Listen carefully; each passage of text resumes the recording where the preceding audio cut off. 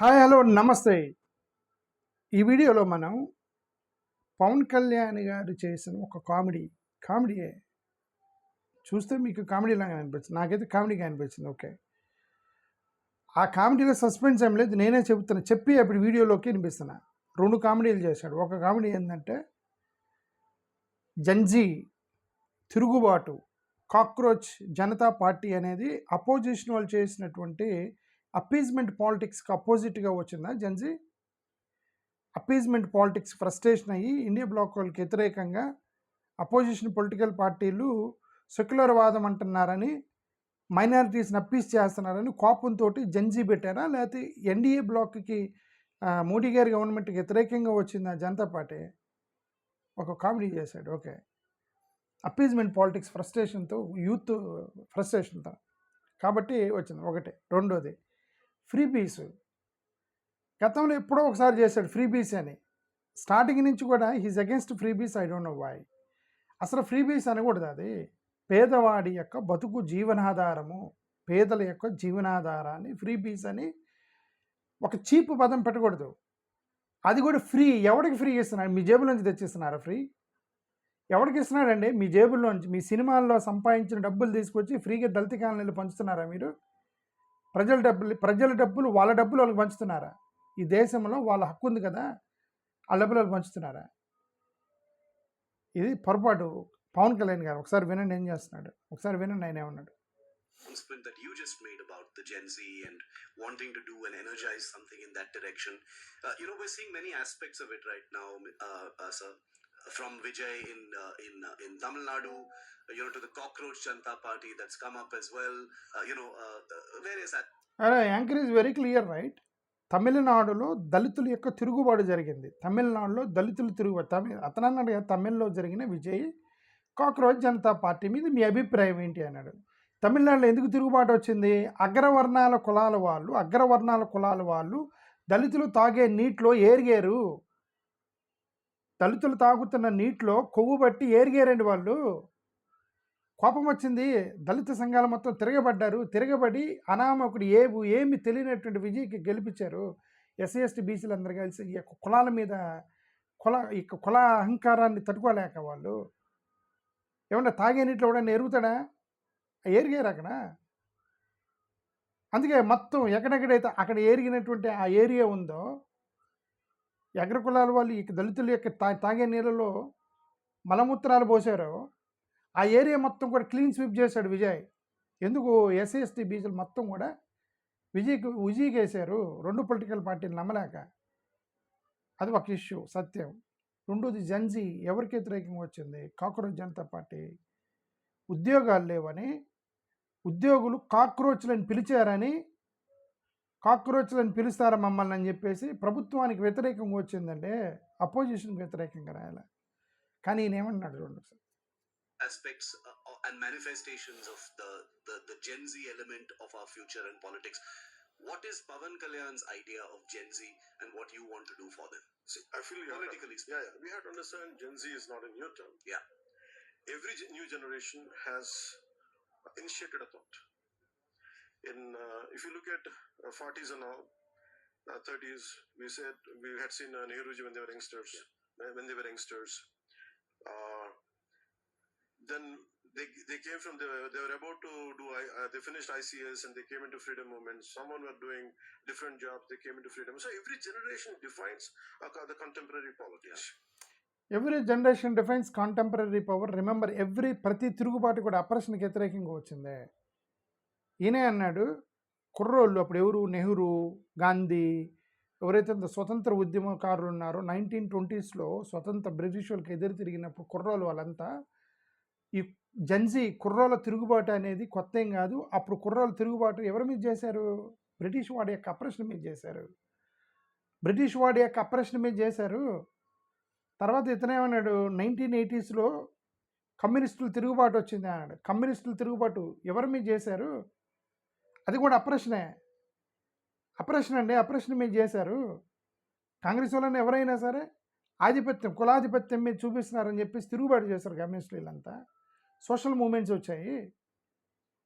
ఇప్పుడు మళ్ళీ ఆ తర్వాత ఇప్పుడు వచ్చింది 2026లో జెన్జీ అనేటువంటి ఒక దళితుడు పెట్టిన పార్టీకి 2 కోట్ల మంది 20 మిలియన్స్ ఒక రోజులో హిట్ కొట్టారంటే ఎంత తిరుగుబాటు వచ్చింది?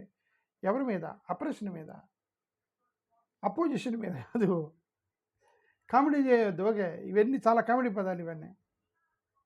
And in that point, in that manner, I think in 70s and 60s it was socialist movements. In 70s it was like a very left-wing movements.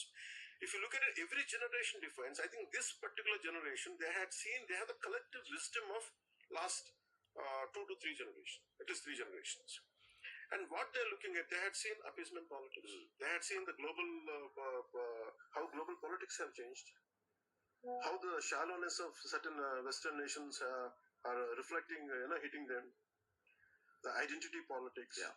And finally, what they look forward is, వీళ్ళందరూ అంటే తిరుగుబాటు ఎందుకు చేశారంటే ఇప్పుడు మీరు అన్నారు కదా, appeasement politics అంటే. అప్పీజ్మెంట్ పాలిటిక్స్ అంటే ఏమంటే ప్రతి దేశంలో కూడా మైనారిటీ హక్కుల రక్షణ అనేది కామన్ అండి. మైనారిటీ హక్కుల రక్షణ.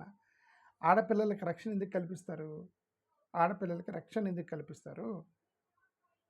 ఓకే, ఆడపిల్లలు బ్రాహ్మణ మహిళలకు కూడా రక్షణ ఉందిగా, కమ్మోళ్ళ మహిళలకు రక్షణ ఉందిగా, రెడ్లకు మహిళలకు రక్షణ ఉంది కదా. ఎందుకు బ్రాహ్మణ మహిళ, అది పెద్ద కులం కదా, అది ఎందుకు రక్షణ కల్పించారు బ్రాహ్మణ మహిళలకి? పురుషులతో పోల్చుకుంటే మహిళలు అనేవాళ్ళు బలహీనులు కాబట్టి వాళ్ళకి రక్షణ కల్పించారు, అది బ్రాహ్మణ అయినా సరే. అవునా? అలాగే మెజారిటీతో పోల్చుకుంటే మైనారిటీకి రక్షణ అంటే ఒకవేళ జరగరానిది జరిగినప్పుడు, గొడవలు వచ్చినప్పుడు, కమ్యూనల్ గొడవలు వచ్చినప్పుడు మైనారిటీస్ని కొడతారు మెజారిటీ. ఎందుకంటే మెజారిటీ ఉంటారు కాబట్టి వాళ్ళకి రక్షణ చట్టాలు వేస్తారు. చట్టాలు చూసి ఆడకూడదు. మైనారిటీ హక్కులు, అరే మైనారిటీలకు హక్కులు కల్పించారని చెప్పి మీరు వాళ్ళకి రక్షణగా నిలబడాలి తప్ప దాని గురించి ఆడకూడదు. దారుణంగా ఇప్పుడు ఇతను ఏమన్నాడు తెలుసా, ఫ్రీ బిల్ గురించి మాట్లాడాడు. అది కూడా విన్నాను. stop people, I think especially the current generation is hating a few things. They are looking for not just for employment, they're looking for stability. They're looking for social harmony and not to instigate one against social harmony. Gen Z want social harmony. Society అంటే ఏంటి? Society కలిసి ఉండాలి. Society మొత్తం కలిసి ఉండాలి. ఎలా కలిసి ఉండాలి? కులాలుగా కలిసి ఉండాలి అనేది ఏంటంటే కులాలను విడదీస్తున్నాడు. కులాలు మొత్తం కులాలు ఉండాలి, కానీ కులాలని కలుపుకొని పోవాలి. మా మోహన్ భగవత్ మొత్తం అండి ఆర్ఎస్ఎస్ కార్యకర్త అండి ఇతను. సింపుల్గా చెప్పండి, ఇతను ఆర్ఎస్ఎస్ కార్యకర్త పవన్ కళ్యాణ్ గారు. ఓకే, ఒక ఆర్ఎస్ఎస్ వాట్సాప్ గ్రూపుల్లో ఉన్న ఆ సిద్ధాంతం తీసుకొని మాట్లాడుతున్నాడు. ఒకటైతే క్లారిటీకి వచ్చింది, యోగి ఆదిత్యనాథ్ లాగా తయారవ్వాలని చెప్పేసి ఇక్కడ ఆంధ్రప్రదేశ్లో అతను ప్రయత్నం చేస్తున్నాడు. ఓకే, ఆ సక్సెస్ అవుతాడో లేదో నాకు తెలియదు. ఎందుకంటే ఉత్తరప్రదేశ్ అంత అన్ఎడ్యుకేటెడ్ కాదు కదా ఆంధ్రప్రదేశ్లో. మరి ఉత్తరప్రదేశ్లో ఉన్నంత అన్ఎడ్యుకేషన్ ఉండదు కదా, ఎడ్యుకేటెడ్ పీపుల్ కదా ఆంధ్రప్రదేశ్. మరి సక్సెస్ అవుతాడో లేదో నాకు తెలియదు, మనం చెప్పలేము. ఎందుకంటే రాజకీయాలు ఏం జరుగుతాయి. బట్ ప్రయత్నం అయితే చేస్తున్నాడు యోగి ఆదిత్యనాథ్ లాగా ఉంటాను. అక్కడ ఆర్ఎస్ఎస్లో మెసేజ్లు మొత్తం తీసుకొని మాట్లాడుతున్నాడు. ఏమని? కమ్యూనల్ హార్మనీ ఉండాలి, అంటే కులాలు ఉండాలి. కానీ మొన్న ఏమన్నాడు? డాక్టర్ బిఆర్ అంబేద్కర్ గారు కోరుకున్నట్టు కులరహిత సమాజం అసాధ్యం, కులగోడలు బద్దలు కొడతామని చెప్పి మేము పోస్ట్ పెట్టాము. ఏడీఎస్న కులగోడలు బద్దలు కొడతాము అని పెట్టే పోస్ట్ ఏడీఎస్లో. అసాధ్యం అంటే మీరు అనుకుంటే ఎందుకు సాధ్యం కాదు? అడ్డుపడుతుంది ఎవడు? కులాలు ఉండకూడదు, కులాలు ఉండాలి అని 80% కోరుకుంటున్నారు. ఎవరు? ఎస్సీ ఎస్టీ బీసీలు కులాల మీద సఫర్ అవుతుంది 80%. ఎస్టీలు కులాలు కోరుకుంటున్నారా? ఎస్సీలు కోరుకుంటున్నారా? బీసీలు కోరుకుంటారా? 20% ఉంటానని ఉంచుతున్నారు మీరు. అసాధ్యం. ఎందుకు అసాధ్యం? 80% మంది ఎస్సీలు, ఎస్సీ ఎస్టీ బీసీలు మాకు కుల నిర్మూలన జరగాలి, చిన్న కులం అని చూస్తున్నారు అని అన్నప్పుడు 20% మంది ఓసీలు మీరు అసాధ్యం అంటే ఎందుకు అంటే అడ్డుపడుతుంది 20%. మీరు అడ్డుపడతారు, మీరు బలవంతులనే కదా అర్థం. 20% అగ్ర కులస్తులు 80% ఎక్కువ కోరుకున్న కులరహిత సమాజాన్ని అడ్డుపడేది మీరే కదా. ఎందుకు అసాధ్యం అంటున్నా అన్నాడు. అంబేద్కర్ కోరుకున్న కులరహిత సమాజం అసాధ్యం, కానీ కులాలన్నీ కలిసిపోవాలి. కానీ మతాలు కొట్టుకోచావాలా? మతాల మీద విడగొడతారా? మతాల మీద విద్వేషాలు లేపుతారా?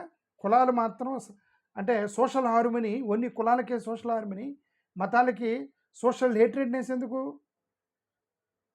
పవన్ కళ్యాణ్ తెలియాలి. another. And And second, majorly they're I personally feel they are looking, when I interact with a lot of people, they're asking to be they're requesting. I said, how long you would keep on giving freebies? How long you will give the free బీస్. దీనికోసం నేను video మాట్లాడుతాను ఇతనికి వ్యతిరేకంగా.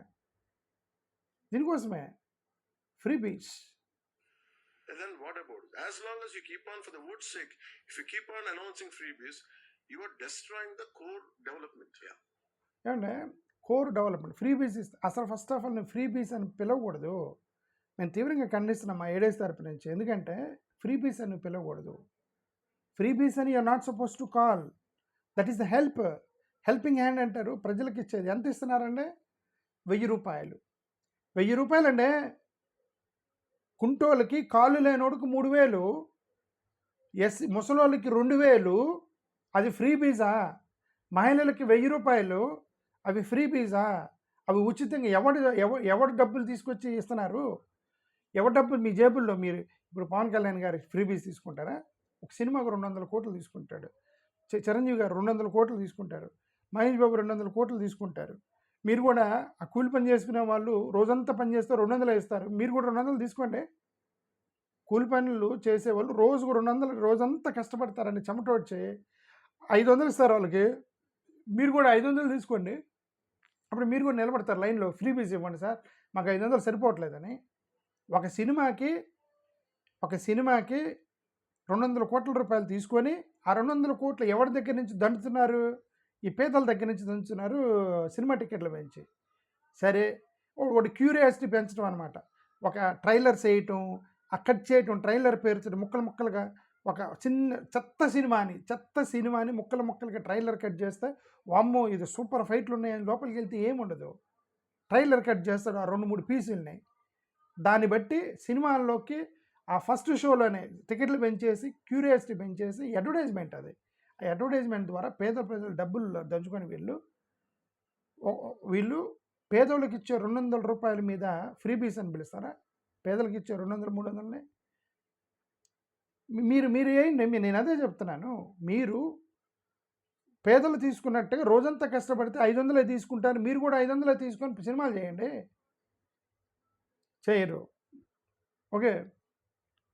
రెండోది, ఈ పేదలకి 1000 రూపాయలు ఇస్తారు కదా ఫ్రీ. నెలకి 1000 రూపాయలు ఫ్రీ ఇస్తారు కదా. ఆ 500 రూపాయలు మళ్ళీ వెనక్కి దంచుకునేది వీళ్ళే. ఎందుకు? వ్యాపారాల పేరు మీద. బియ్యం ధర పెంచుతారు. బియ్యం ధర పెరిగిద్ది, ఉప్పు ధర పెరిగిద్ది, కారం ధర పెరిగిద్ది, ఆయిల్ ధర పెరిగిద్ది, మొత్తం పెరిగిద్ది. ఆ పెరిగిందంటే ఎవరికి వెళ్తాయి? ఈ 1000 రూపాయలు తీసుకున్న పేదవాడు తిరిగి షాప్లో, కిరాణా షాప్లో ఎవరికి కడతాడు? మళ్ళీ మీకే. వ్యాపారాలు చేసేది మీరు, వాళ్ళు కాదుగా, పేదలు కాదుగా. వాడికి 1000 రూపాయలు ఇచ్చి బియ్యం ధర 10 రూపాయలు పెంచి మళ్ళీ లాగుతున్నారు వాడి చేతిలో నుంచి. ప్రైవేట్ స్కూల్ ఫీజులు పెట్టి లాగుతున్నారు వాళ్ళ చేతిలో నుంచి. గవర్నమెంట్ 50,000 పిల్లోడికి చదువు చెబుతున్నామని చెప్పి మీరే ప్రైవేట్ స్కూల్ పెట్టి ఆ డబ్బులు మీరే లాగుతున్నారు వెనక ఫీజులు పెంచి. ఆడ చేతిలో ఎక్కడని ఉండనిచ్చారండి? ఫ్రీబీ అని చెప్పే మీరు ఆ నిజంగా ఇచ్చిన ఫ్రీబీ పేదల చేతులు ఎప్పుడు ఉంచారు? ఎంతకాలం ఉంచారా మీరు? ఇది దంచుకున్నారు పేదల దగ్గర నుంచి. ఆ ఫ్రీబీల మీద పడి ఆడటం ఏందండి పవన్ కళ్యాణ్ గారు? ఎప్పుడైనా సరే పేదల మీద పడి ఏడవకూడదండి. చాలా అన్యాయం. పేదలకి ఇచ్చే డబ్బుల మీద ఏడవకూడదు. మీరు స్కాములు ఆపితే కాంట్రాక్టులు, మైనింగ్ స్కాములు, ఇదంతా ఎందుకంటే అదానీ గారికి, అంబానీ గారికి మీరు ఇచ్చే కాంట్రాక్టులు కనుక మా పేదలకు ఇస్తే, మా పేదలంటే అదానీ ప్రాజెక్ట్ ఏంటిది? రాళ్ళు కొట్టే ప్రాజెక్టు అదానీది. ఆ అదానీ గారికి ఇవ్వకుండా ఆ పేదలకే మీరు కాంట్రాక్ట్ ఇస్తే వాళ్ళు రాళ్ళు కొడతారు కదా. మీకు కన్స్ట్రక్షన్ చేయాలి, అదానీ వచ్చి చేస్తున్నాడా? అదానీ వచ్చి రోడ్డు వేస్తున్నాడా? ఇన్ఫ్రాస్ట్రక్చర్ చేస్తున్నా అదానీ వచ్చి రోడ్డు వేస్తున్నాడా? పేదలు కదా వేస్తుంది. మీరు చిన్న కాంట్రాక్టులుగా పేదలకు ఇవ్వచ్చు కదా. వాళ్ళే కదా కష్టపడి వేసేది. వాళ్ళు వేస్తే వాళ్ళు మీ దగ్గర ఫ్రీబీ అడగరు కదా. డబ్బులు మొత్తం తీసుకెళ్ళి 1000 కోట్లు, 10 లక్షల కోట్లు, 20 లక్షల కోట్ల రూపాయల కార్పొరేట్లకు పెట్టి వీళ్ళందరిని అడుగు తినేది చేసి రోజంతా కష్టపడి 500 రూపాయలు, దాంట్లో 500 రూపాయలు 200 రూపాయలు తాగుతాడు. ఇటు తట్టుకోలేక, నిప్పులు తట్టుకోలేక కళ్ళు తాగుతాడు పోయి. మళ్ళీ తాగిపోతుంది.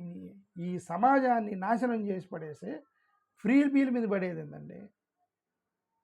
అసలు ఫ్రీబీ అనకూడదు. నేను నా నోటి నుంచి రాకూడదు ఇది. ఫ్రీబీ అంటున్నాడు, ఫ్రీబీస్ అంటున్నాడు.